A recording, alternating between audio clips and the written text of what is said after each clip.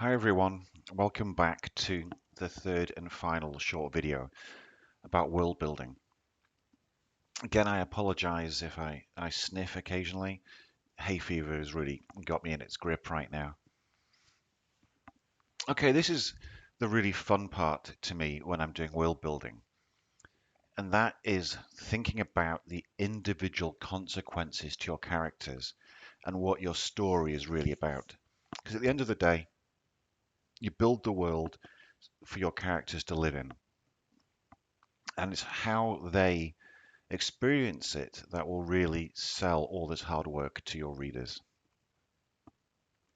Now, the way that they experience it should really involve all of the characters' senses, what they see, hear, smell, touch, taste, but also the objects that they are involved with or use can also be used as a way to explain who your characters are. And all of this goes towards preventing, exposition or huge info dumps which kill books and kill paces in stories. So I'll give you again some examples from contemporary fiction. So one of the main characters in The Expanse is James Holden, and he has an obsession with coffee.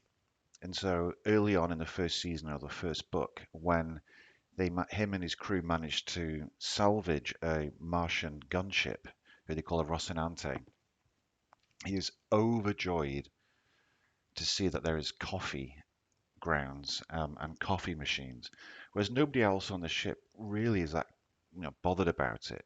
But it's something that's important to him, and what that really deftly establishes is how different his upbringing is from the majority of people out in the solar system. He grew up on Earth, on a farm, was well looked after and was used to having coffee every day. When you get out into the solar system, it's incredibly difficult to get because of how he could grow coffee beans and also source the water. So most of the people he meets with out there don't drink it and don't understand his obsession with it. So it immediately establishes him as something different.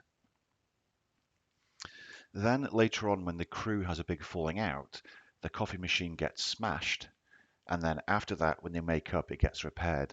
And when you say it like this, it sounds a very literal, very obvious way to show a mental state. But when that's spread out over a series of books or a series of TV seasons, it's just a very subtle way of showing his mental state and using the way that he interacts with the world to establish who he is and who everybody else is around him. Another example relying upon food to show how the characters are is 2001.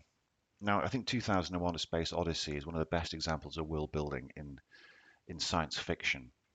And it's often criticized for the characters in it being emotionless or dehumanized. But that was precisely Stanley Kubrick's point of view. He wanted to show how an increasing reliance upon technology is distancing mankind from their origins and from the environment.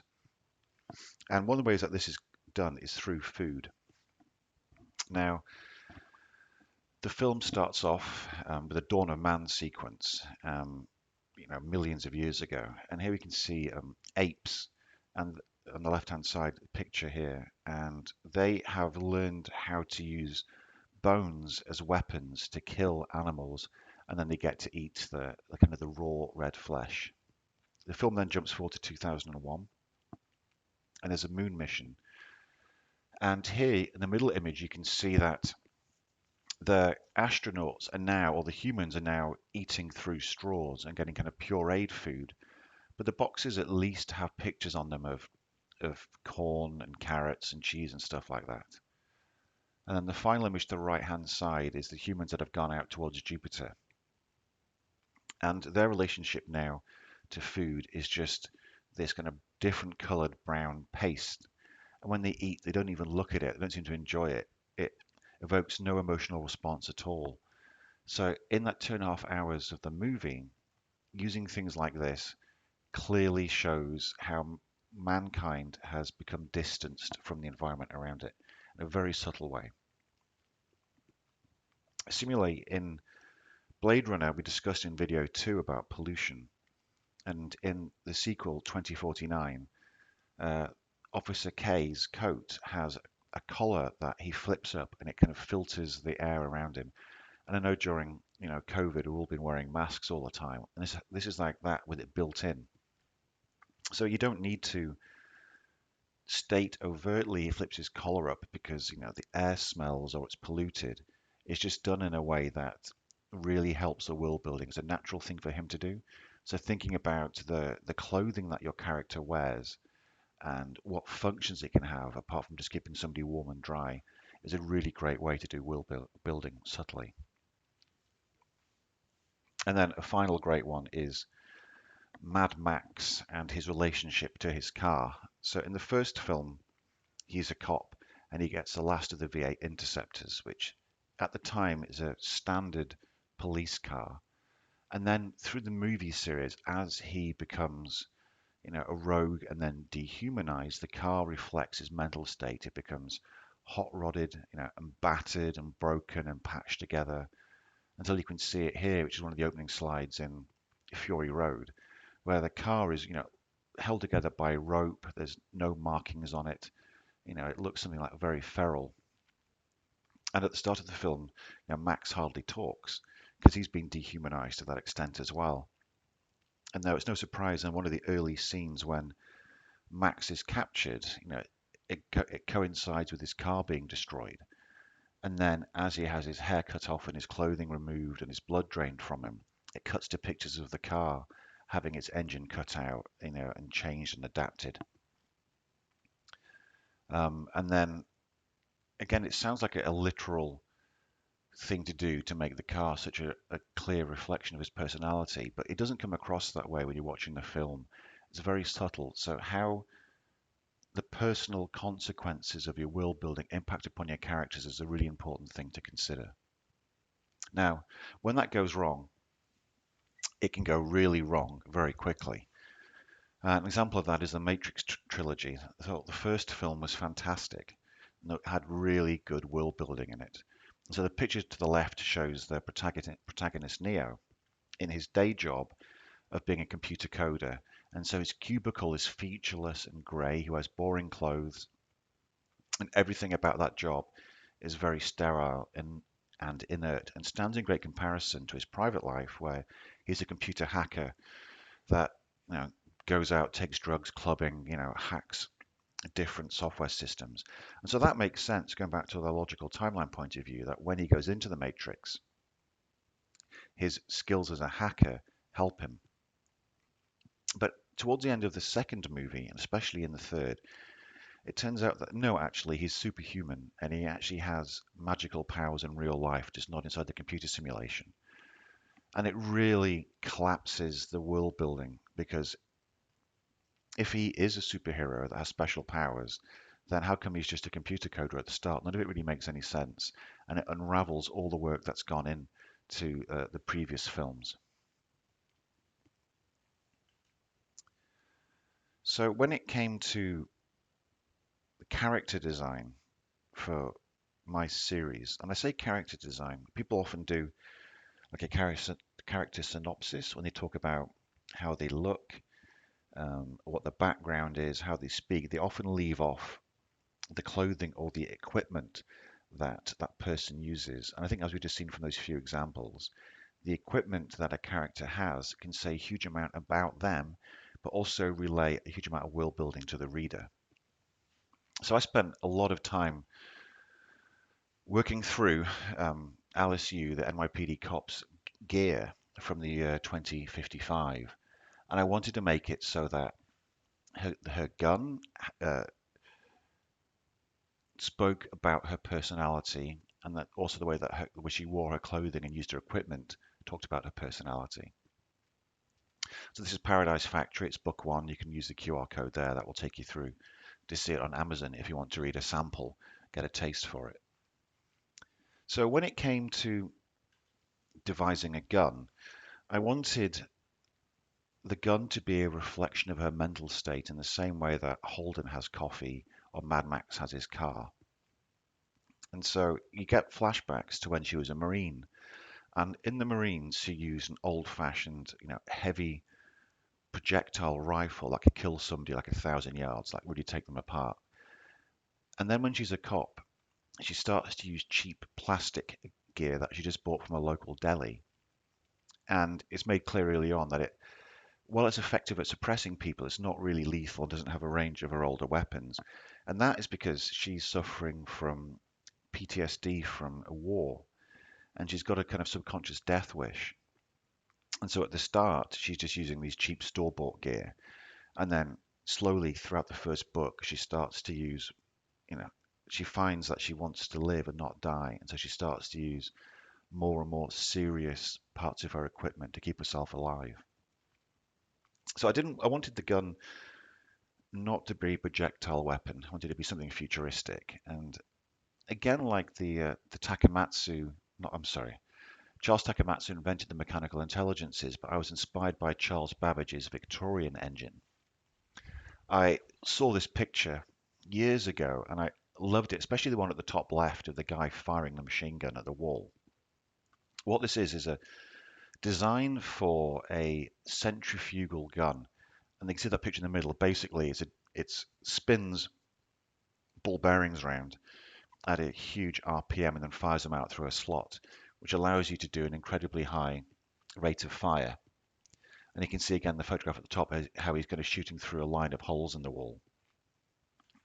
And that idea just stuck with me because centrifuges, you can imagine that, the noise that they would make and how heavy they would feel and stuff like that, which could give character to the weapon. So I did this awful sketch, just like my other crappy sketches.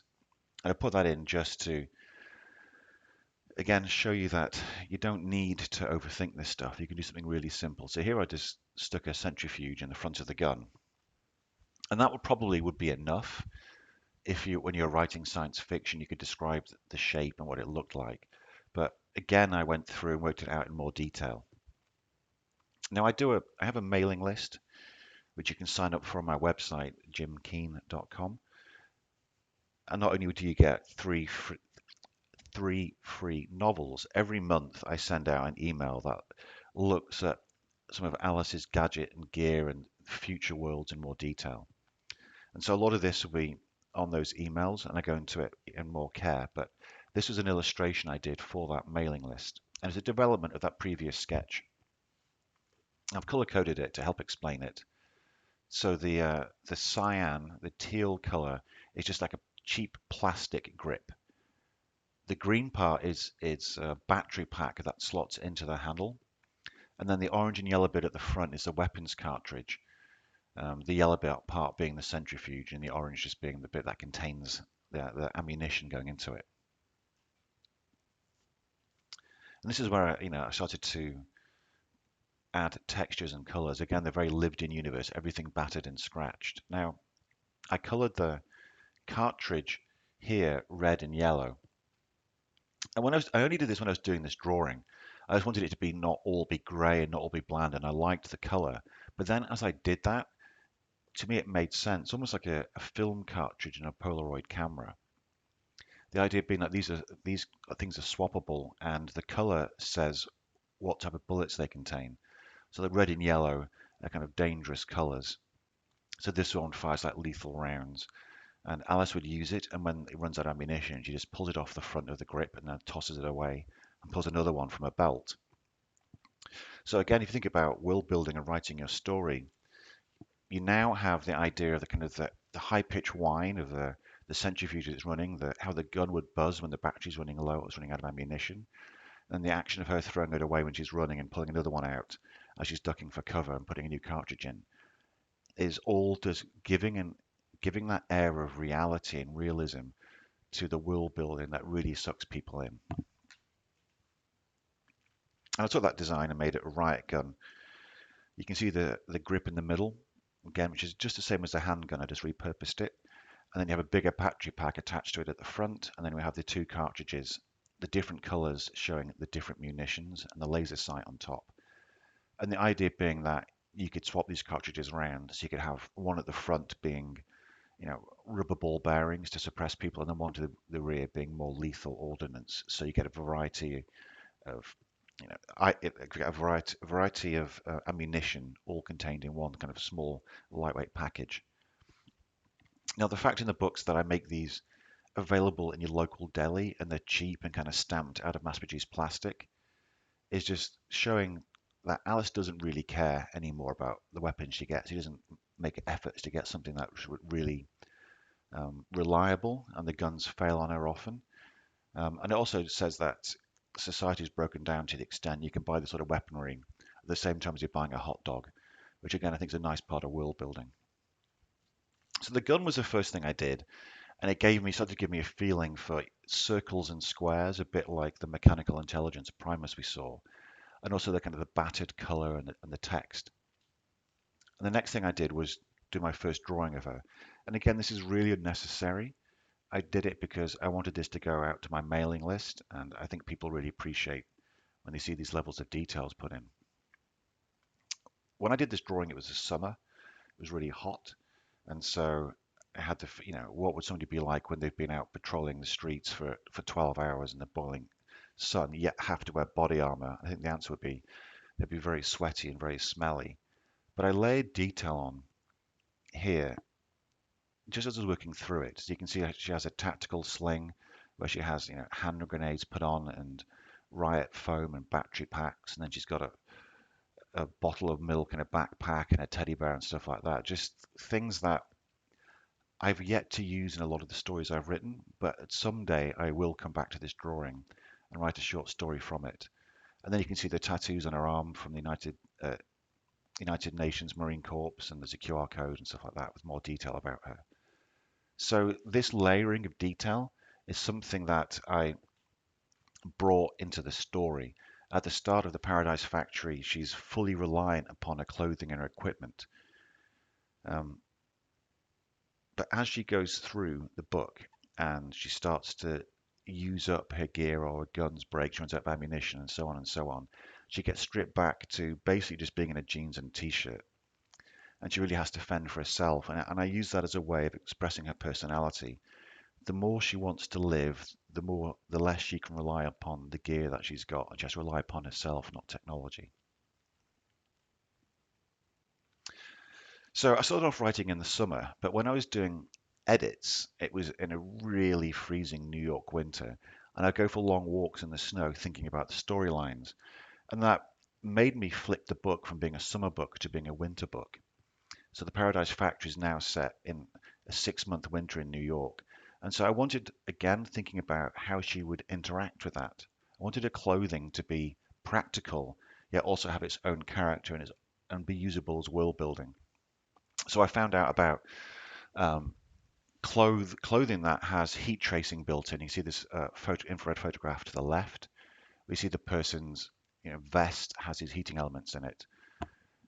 And I wanted that to be like her personality, to be tough on the outside but human, beneath. I made it so that her inner layer was this battery power clothing that would run out of battery power and would leave her freezing cold.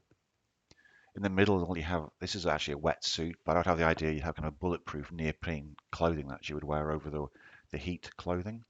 And then the body armor, which is actually a motorbike jacket here, but that sort of idea of the layers.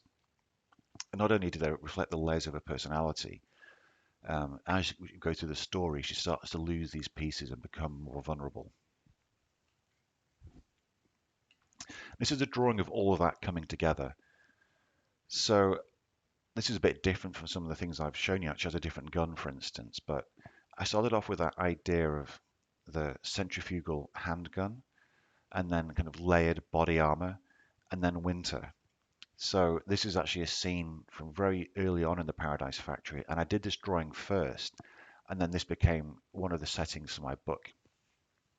And here she's reached a point where she's trying to find the people who kidnapped her partner. The book starts off, she's ambushed, her partner's kidnapped and taken away into a law-free zone in Brooklyn. And she follows until she comes to this sign on the wall which says, if you go beyond this point and you're a cop, you will be killed. And then she has a very clear choice of, does she save herself or does she save her best friend? That sort of dilemma. Now, one of the interesting things about doing this drawing and how it helped me was if you think about what it's like when it's snowing, it really muffles the sound. So I wanted it to be a case of like she's chasing after the gang that attacked her, but then as the snow comes down, it covers their tracks. It makes it hard to see, and it makes it hard to hear. So suddenly she's completely alone. She's freezing cold. She can't see anything and she can't hear anything, or she just hears muffled cries in the background. And it's that environmental approach and how she uses her senses that would really work with your world building. Think about the environment, think about how it impacts upon your characters, and use that a way to explain what they're going through. This environment was about isolating Alice and making her completely alone and unaware of where she was and what to do next. This is, this is doesn't necessarily relate to what I'm saying there. It's just a drawing that a lot of people have liked, so I thought I would include it here. Later on in the book, she's, you know, losing touch with a lot of equipment and a lot of her gear and having to rely more and more upon old weapons and old training to survive. Excuse me. Now, one of the key features of my books is 3D organic body printing. Already we're seeing 3D printers using bioink, and they can print things like cartilage and things like replacement ears and stuff like that. It's only a matter of time before they can reprint human hearts and livers and organs and limbs, and they will reach a point someday where you can have your entire body reprinted. That, of course, then opens up the opportunities to modify or change and enhance the baseline body. And there's a big scene in book two, This Automatic Eden, where Alice goes to a reprint shop, like a boutique place where you can get a body of your choice. And I wanted to think about what the printer would be like. Initially, it was just going to be a big metal sarcophagus, and I called it sarcophagus in the book, and that immediately started thinking about something a bit more ornate, something that if you're a trillionaire or if you're Jeff Bezos and you're putting your life in the hands of a machine, you'd want that machine to have a certain presence and gravity to it.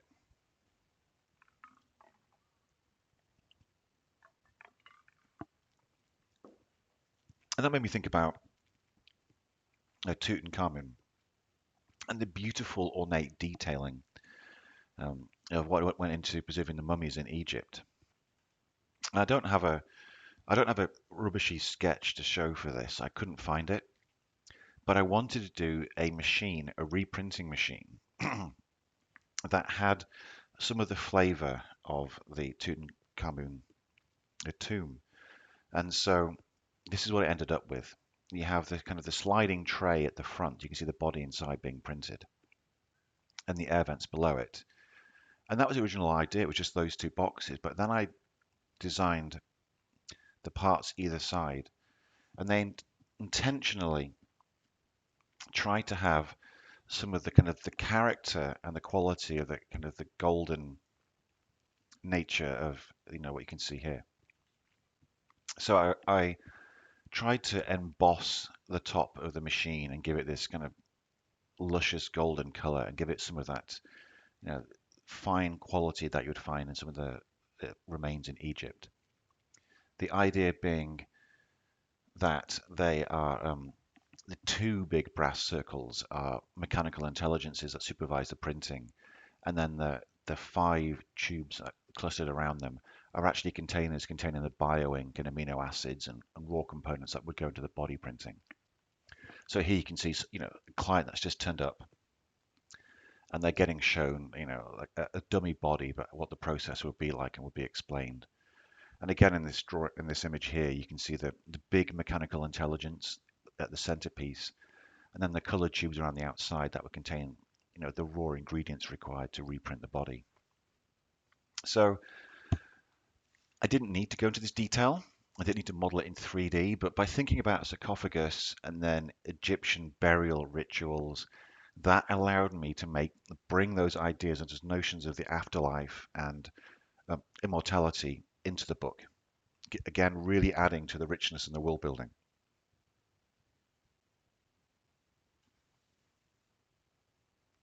So finally, in conclusion, world building.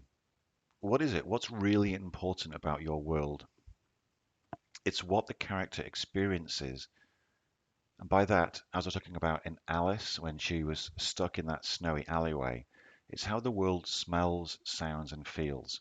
These senses are just as important as to how it looks. And you need to try and find objects that your characters interact with and use and make it so they explain or reflect parts of their individual personality and character. There's a typo here, but these are the three rules in summary. One, the big idea. Two, logical timeline from that big idea out to where you are writing your books. And three, the personal consequences of that big idea in the timeline. You start off big and make it smaller and smaller and smaller and more personal. When you do that, you will end up with a world that is completely convincing. And people will get sucked into it without even realizing. They won't even think about being in the future. They'll just think about what it's like for your characters to be living there. And when you start to get feedback, that's positive. It's a really wonderful thing. I worked for a good 3 years on the world building before the books were actually published. And so when people love it, it really makes it all worthwhile. Okay. So I hope that's been helpful. Hopefully you can see how you start off with a grand concept and bring it down to what people wear and what they eat and smell really is a very immersive experience for your audience. And I would really suggest you think about it this way about making it so that the people are reading your books experience what the characters experience instead of just having blocks of text that explain pollution and global warming or how air conditioning systems work and stuff like that. Make it so people are experiencing this world, not reading about it, if that makes sense. Okay, thank you very much for going through to the end here. Just to remind you that you can get 3 free novellas or novels from my website, jimkeen.com. You can use the QR codes here. And that would also then give you access to my monthly mail out where I go into this sort of thing in more detail and take more time over it. Okay, thank you so much. I hope my sniffing wasn't too bad throughout this, and have a good day.